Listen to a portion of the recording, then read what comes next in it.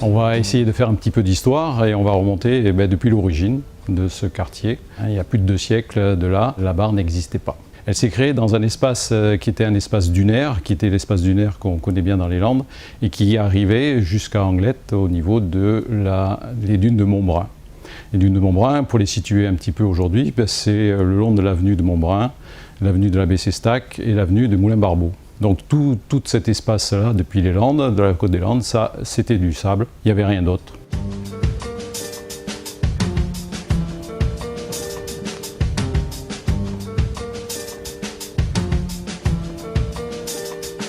La Dour se jetait à l'époque un peu plus au nord, du côté de Cap-Breton, et encore un peu plus loin dans le temps, elle se jetait au niveau de Vieux-Boucau. En 1578, Louis de Foix déclenche des travaux assez importants pour essayer de perforer cet espace de sable et de dunes de sable qui allait jusqu'à la mer pour faire déboucher la Dour à cet endroit-là. À partir de ce temps-là, la Dour est sortie là où on la connaît à peu près aujourd'hui.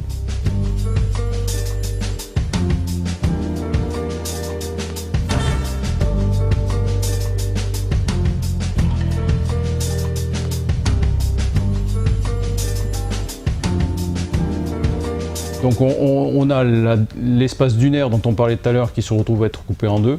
Cette partie qui reste située sur Anglette s'appelle les Sables.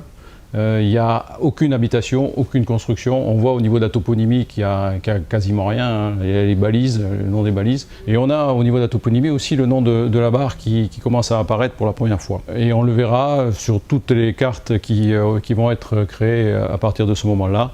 Le terme de Barre va apparaître sur toutes les cartes. En 1692, Ferry construit la première digue qui est en charpenterie et qui est au niveau de la capitainerie actuellement.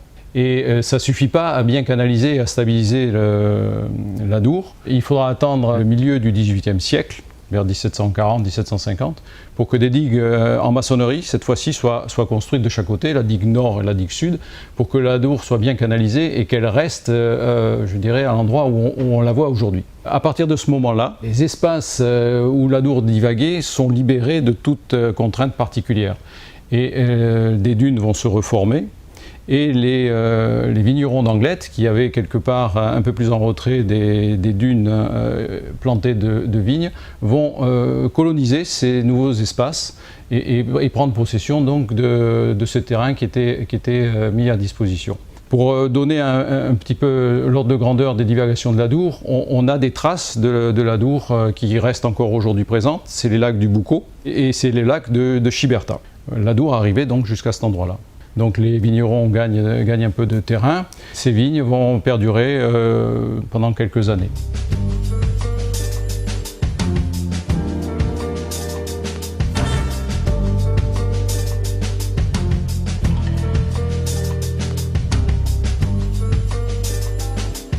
En 1850, on a sous l'impulsion de Napoléon III qui fréquente beaucoup Biarritz et qui fréquente aussi les Landes, qui a déclenché un peu de l'assainissement dans les Landes par les plantations de pins. Il y a des pins qui sont aussi plantés sur les espaces angloïdes, des sables. Et on commence à voir apparaître des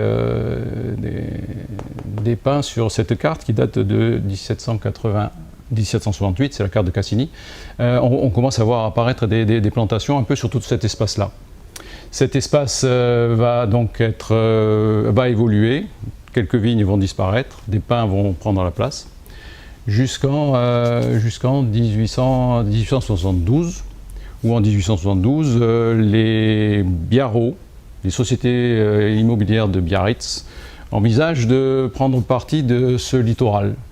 Et donc on a à ce moment-là une société qui négocie avec la ville d'Anglette la concession de certaines surfaces, 50 hectares en gros, pour construire l'hippodrome d'Anglette. On le voit bien sur cette carte qui date de 1874, il venait juste d'être construit et il entourait les deux lacs du Boucau. On voit bien son implantation et comme on l'a précisé tout à l'heure, donc c'est des sables qui ont été gagnés sur la mer et qui ont été utilisés par les vignerons et par la société donc, des courses de Biarritz qui est venue construire cet hippodrome-là.